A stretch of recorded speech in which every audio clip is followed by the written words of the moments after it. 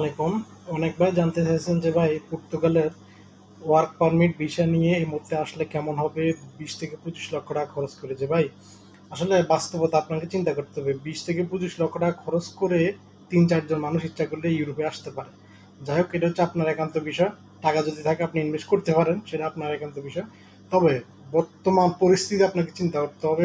পর্তুগালে গত 3 বছরে 3বার সরকার পরিবর্তন হয়েছে, এবং কি কাজের যদি চিন্তা করেন ওখানে জীবন মাত্রার মান খুবই খারাপ। কাজের চিন্তা করলে মানে স্বপ্নে দেখতে পারবেন, কিন্তু কাজ খুঁজে পাওয়াটা খুবই কঠিন। আমার অনেকগুলা ভাই বা আমরাও নিজেও, আমি ওখানে কয়েক মাস ছিলাম এবং কি আমার অনেক পরিচিত ভাই ব্রাদার আছে। পরিস্থিতি চিন্তা করলে খুবই কঠিন। কারণ আপনি 800-900 টাকা বেতন পাবেন থাকা খাওয়া দিয়ে, আপনি কত টাকা পাঠাইতে পারবেন, আপনার জীবন মান কতটুকু ভালো হবে সেটা আপনাকে চিন্তা করতে হবে। কারণ আপনি পর্তুগাল বা ইউরোপের স্বপ্ন আপনি পূরণ করতে পারবেন, কিন্তু নিজের পরিবারের স্বপ্ন, নিজের স্বপ্নটা পূরণ করাটা খুবই কঠিন হয়ে দাঁড়াবে।